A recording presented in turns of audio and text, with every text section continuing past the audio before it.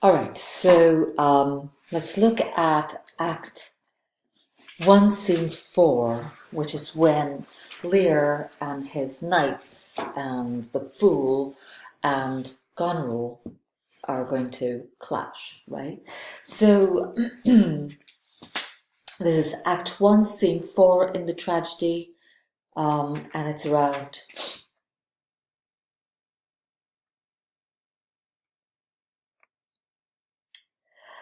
line 163, 164. So let's start with what the Fool and Lear are kidding around with, right? Again, if you don't have the same lines as I do, this is the moment in which Lear is hearing from the Fool what the Fool thinks about him, right? And he is talking about how the king, or the former king, has kind of lost everything, including his own house, including what's in his head, right? So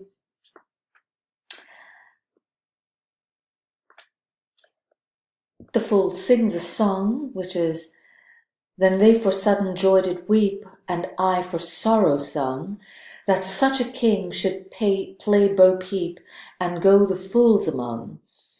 Prithee, nuncle, keep a schoolmaster that can teach thy fool to lie. I would fain learn to lie." And Lear says, "And your lie, sirrah, will have you whipped." And being if, it's a beautiful variation, isn't it? I think it is. To which the Fool says, "I marvel what kin thou and thy daughters are.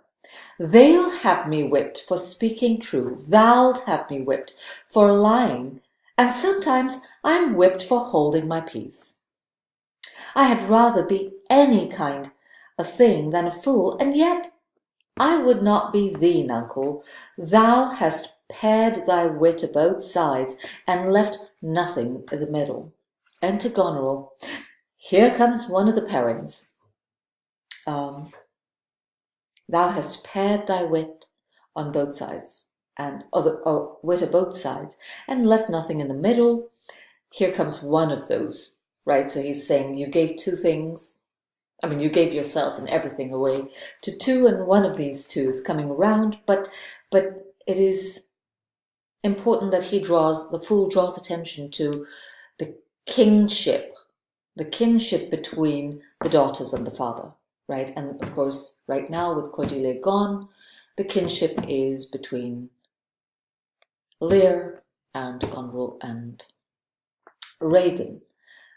But the Fool recognizes that this is a kinship. They are alike. They are akin, right, to one another, or with one another. Lear says, "How now, daughter, what makes that frontlet on? You are too much of late to the frown."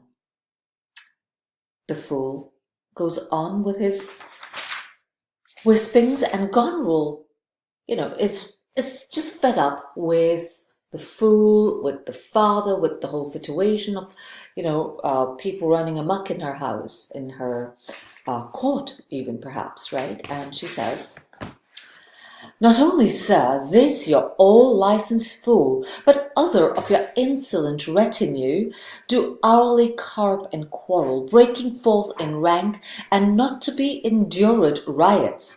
Sir, I had thought by making this well known unto you to have found a safe redress, but now grow fearful by what yourself too late have spoke and done, that you protect this cause, and put it on by your allowance, which if you should the fault would not scape censure, nor the redresses sleep, which in the tender of a wholesome weal might in their working do you that offence. which else was shame, that then necessity will call discreet proceeding. The fool carries on. Lear asks, "Are you our daughter?" Goneril says, "I would you would make use of your good wisdom, whereof I know you are fraught, and put away these dispositions which of late transport you from what you rightly are." Fool carries on, "May not an ass know when the cart draws the horse?" So on. Lear says, "Does any here know me? This is not Lear. Does Lear walk thus, speak thus? Where are his eyes? Either his notion weakens, his discernings are lethargied. Ha, waking? 'Tis not so. Who is it that can tell me who I am?" To which Lear's fool says, "Lear's shadow." "Your name, fair gentlewoman?" asks Lear, and Goneril says, "This admiration, sir, is much the savour of other your new pranks. I do beseech you to understand my purposes aright, as you are old and reverend should be wise. Here do you keep 100 knights and squires, men so disordered, so debauched and bold, that this our court, infected with their manners, shows like a riotous inn. Epicurism and lust makes it more like a tavern or a brothel than a graced palace. The shame itself doth speak for instant remedy. Be then desired by her that else will take the thing she begs, a little to disquantity your train, and the remainders that shall still depend, to be such men as may besort your age, which know themselves and you." Let's pause here to think about what Goneril has said, and then we can carry on to Lear's rather, I would say, rather theatrical response, right? I mean, and the theatrics have begun already,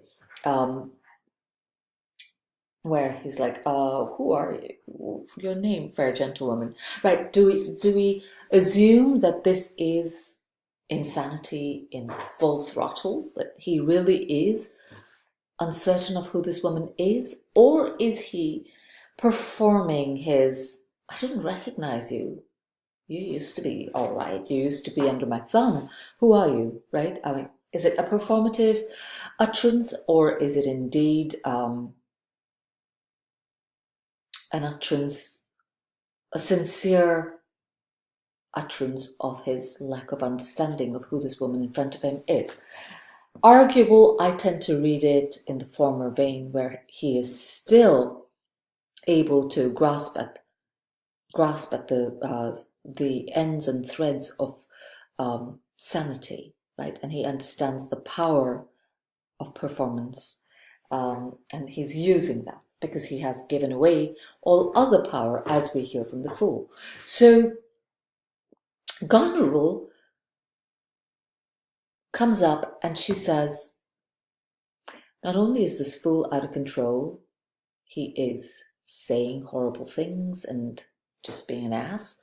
All these other people you have are rioting," right? I mean, she says, "The people you've surrounded yourself with are turning the palace into a brothel and a tavern. They are reckless, they are rowdy, they are unacceptable," right? And she says, "Tell them, please, I'm asking you to tell them I'm asking you to reduce the number of them, right? Get rid of those that are inappropriate, grossly inappropriate. You may retain the ones you feel are more like in judgment, more like in your age, more like in maturity to what you yourself should perform and have, being old," right? And she says, like, "You are old, at least seem to be wise. understand that this is not a brothel. Also understand that I have the authority to order this, and instead I am requesting you. So Goneril, we might say, okay, Goneril and her sister are real bitches. They, play a real horrible game with their father, and of course they do. Going back to my previous lecture, it's not that they have invented this game. If anything, their father seems to have invented the game in which they were supposed to jump on hot coals upon his demand or pleasure. So now, having the roles reversed, Lear is either pretending to be or genuinely incapable of transitioning, right?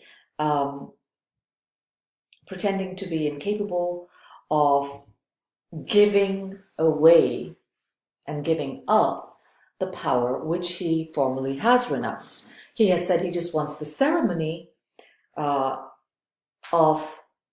the ceremonial title of king, right? He does not want the authority, he does not want the responsibility, he certainly does not want the tiresome chores of maintaining political power. But he likes the fun and games of it, and the fun and games of it involve having men around him who are treating Goneril's political authority with complete disregard, with complete disrespect, scoffing in the face of her authority and maybe Albany's authority, and converting the palace to a place of sexual and other excess.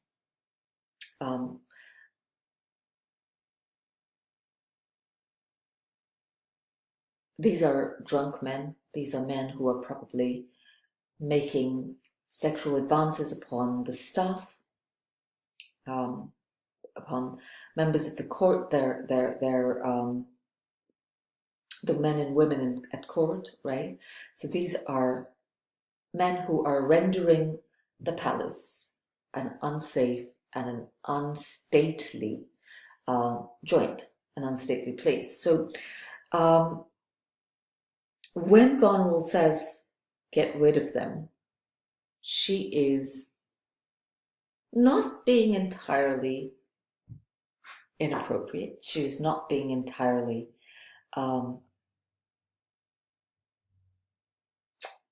unreasonable, right? Who would want their home to be converted immediately into a tavern or a brothel? So in conjunction with what we understand from Act 1, Scene 1, where Regan says, our dad's always been this way. Even in his best of days, he's been a rash, inconsiderate sort of guy. We start picking up a sense that Lear has not been the best of fathers, certainly. He has also perhaps not been the best of men, right?